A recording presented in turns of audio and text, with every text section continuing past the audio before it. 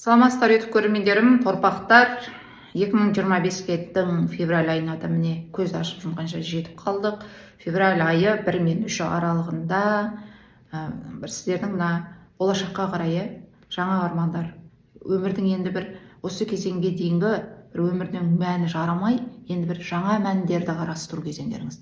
Ал бұл нені алып келеді? Жаңа армандарды, жаңа алға жоспарларды алып келеді. Міне осы 1 мен 3 аралығында бір наградалар келеді, немесе бір абырой атақтар келеді, бір көңіл күйіңіздің көтерілуі болады, бір қаражат ақшалар, өзіңізді еркелетіп мәпелеу, бір сыйлықтар, үйіңізге бір сатып алулар, тіпті бір кино фестивальдар немесе концерттерге барып, әдемі жерлерге шығу, бір достарыңызбен кездесу, балаларыңызбен керемет уақыт өткізу, махаббатыңызбен бір кездесу, әйтеуір осындай кезеңді өткеретін боласыздар 1 мен 3 февраль аралығында.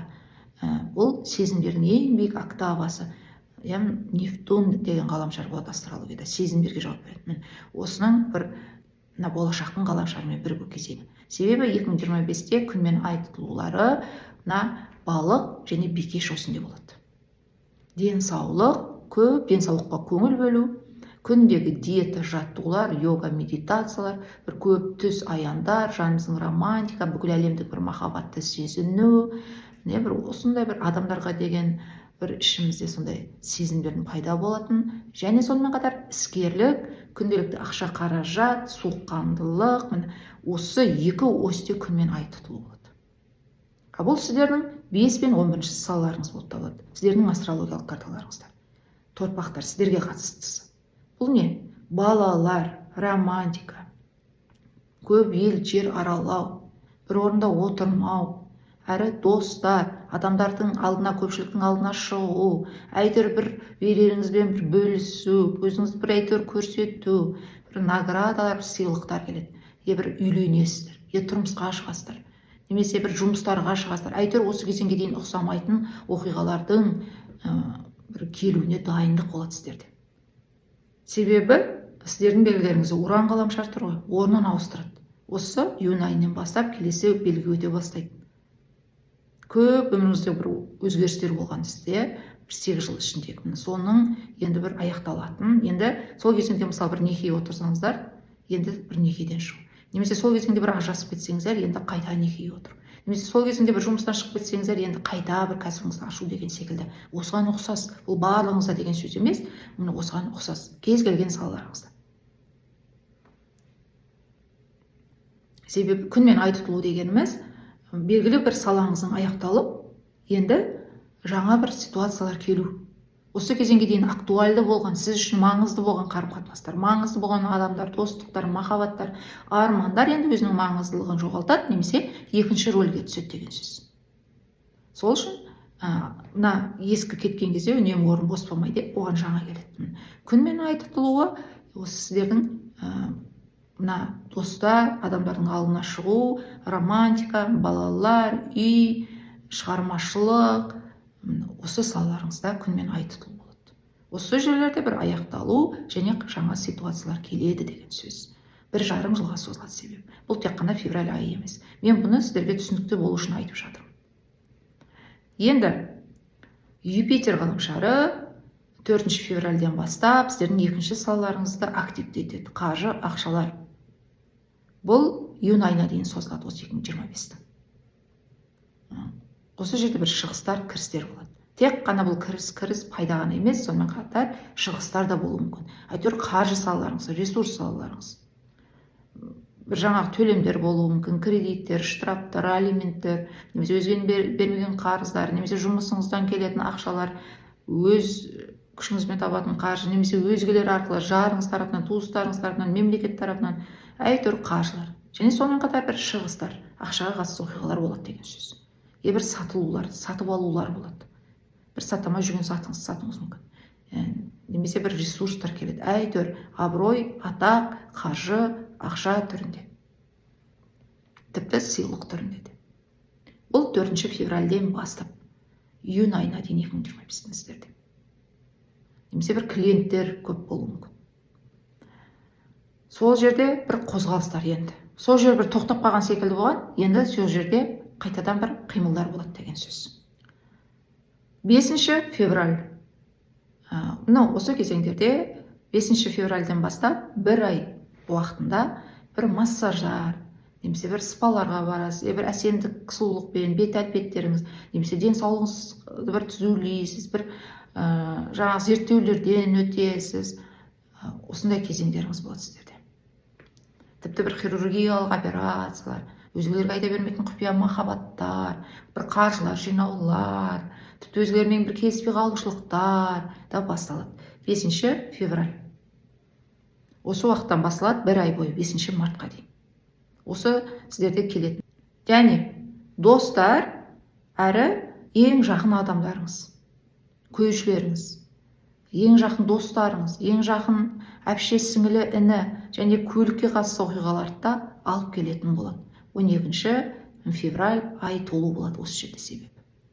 Бір достарыңызбен кездесесіз, көліктер сатып аласыз, көлігіңізді бір жөндеу, ремонттар көп, сонымен айналысатын боласыз деген сөз. 12 февральдың арғы бергі бір апта бұрын, бір апта кейінгі аралығында, келесі 28 февральда жаңа ай толғанға дейін.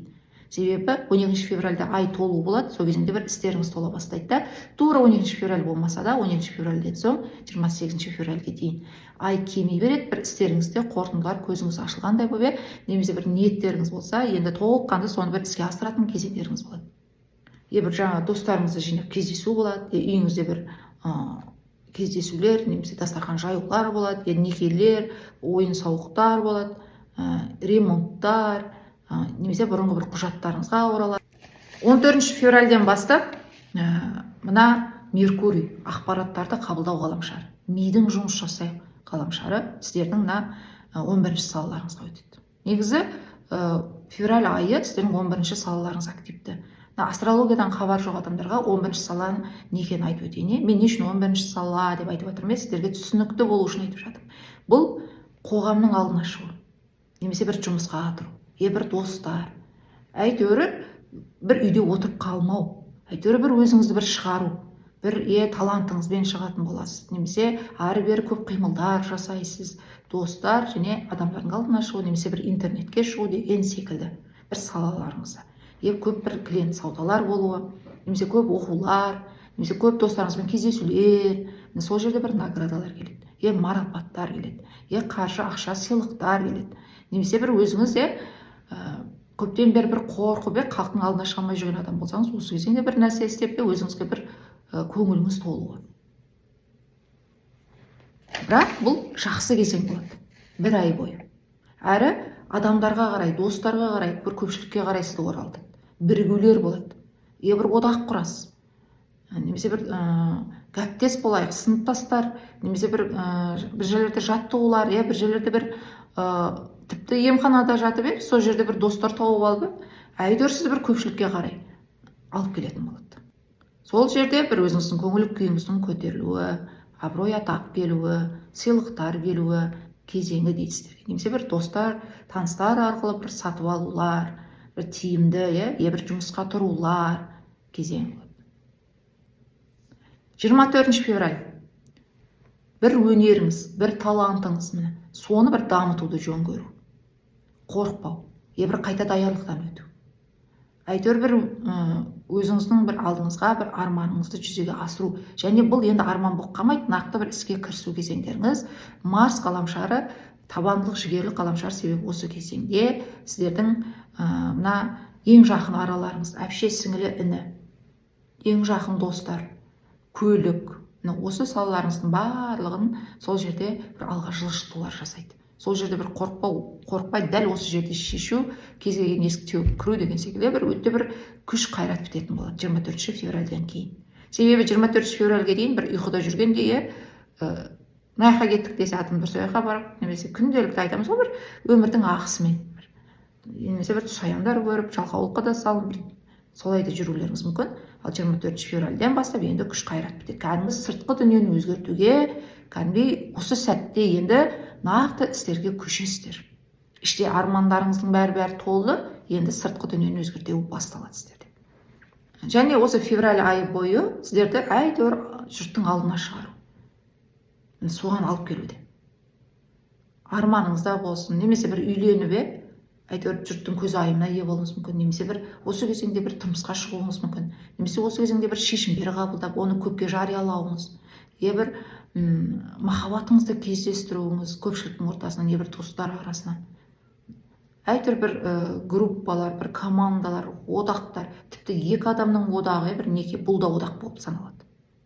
Міне осы жерде бір жаңа ай туылады себебі 28 февральде.